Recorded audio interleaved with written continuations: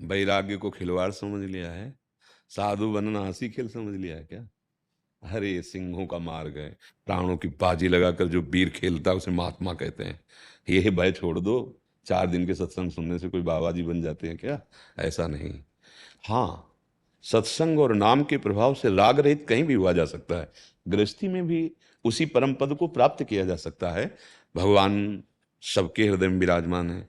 पति पत्नी पुत्र परिवार सच्ची मानो। मत्तः परतरम नान्यत किंचित अस्ति धनंजय। किंचन मात्र भगवान के सिवा कोई सत्ता ही नहीं। वही सब में विराजमान। हम भूल करके शरीर रागों को, वो हमारे पति हम उनकी पत्नी, वो हमारा पुत्र वो हमारे रिश्ते वो नाते, ये भोग सामग्री ये भोगना, इसी को तो बंधन कहते हैं। भक्ति में आने पर ये बंधन न रह करके भगवत सेवा सामग्री बन जाती है।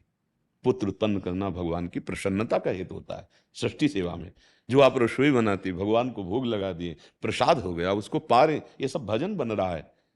ऐसा नहीं होता कि सत्संग सुनने के बाद कोई बाबा जी बन जाता है। देखो, नाटक करना बात अलग। नाटक तो नाटक मंच पर भी कोई घंटे 2 घंटे साधु को बहुत अच्छा नाटक नहीं कर लेता पूरा ऐसे। लेकिन काम क्रोध लोभ मोह मद मत्सर, इनसे युद्ध करके भगवत चरणारविंद की तरफ बढ़ना, ये होता है भगवत पार्षद संतों का कार्य। काम क्रोध मद मान न मोहा, लोभ न क्षोभ राग नहीं द्रोहा, जिनके कपट दंभ नहीं माया, जिनके हृदय बसोर। खिलवाड़ समझते हो काम क्रोध को परास्त कर देना? मन काम का गुलाम है, इंद्री विषयों की गुलाम है, और हम बादशाह होने की बात करें, कोई खिलवाड़? ऐसा तो भ्रम ही मत रखो।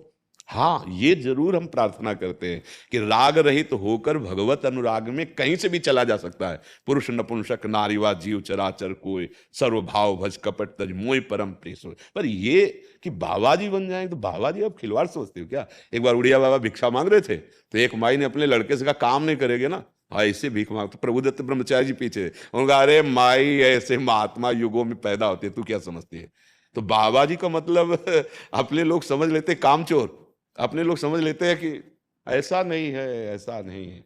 संत का रहस्य केवल संत ही जान सकते। मात संगत दुर्लभ हो, इसीलिए दुर्गम हो। और अगर निर्वाह कर ले गए तो अमोघस्य निश्चित भगवत साक्षात्कार। तो सत्संग सुन रहे पति तुम्हारे अहोभाग्य है, तुमको डरने की जरूरत नहीं है। ऐसा नहीं होता कि कोई सत्संग सुना और पत्नी पुत्र परिवार छोड़ा भाग पड़ा। ऐसा होते तो सब बाबा जी बन जाए ना? नहीं, ऐसा नहीं है।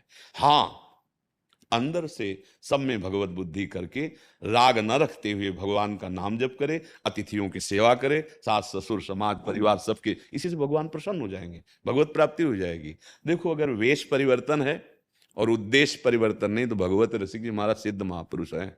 वेशधारी हरि के उर शालें, साले माने हम कहलाते हैं भगवत पार्षद, और गुलामी विषयों की या विषयी पुरुषों की तो भाई बहुत ही धिक्कार वाला विषय।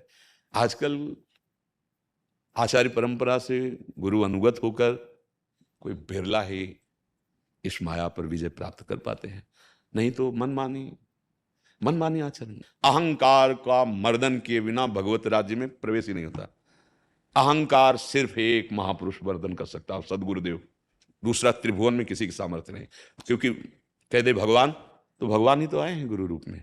साक्षात परब्रह्म परमात्मा हमारी जैसी बात करने के लिए, हमें शासन में लेने के लिए गुरु रूप में आए। गुरु और ब्रह्म में भेद थोड़ी, गुरु गोविंद में भेद थोड़ी। अगर गुरुदेव की आज्ञा के अनुसार चले तो हम नष्ट होता है, नहीं तो फिर 60 वर्ष के हो गए, परमार्थ का ककारा नहीं आता, परमार्थ की स्थिति ही नहीं है। तरस आता है कि प्यारे ऐसे रण क्षेत्र में उतरे थे कि माया पर विजय प्राप्त करके सुराज्य प्रेम राज्य जहां चाहो वहां प्रवेश पा दे।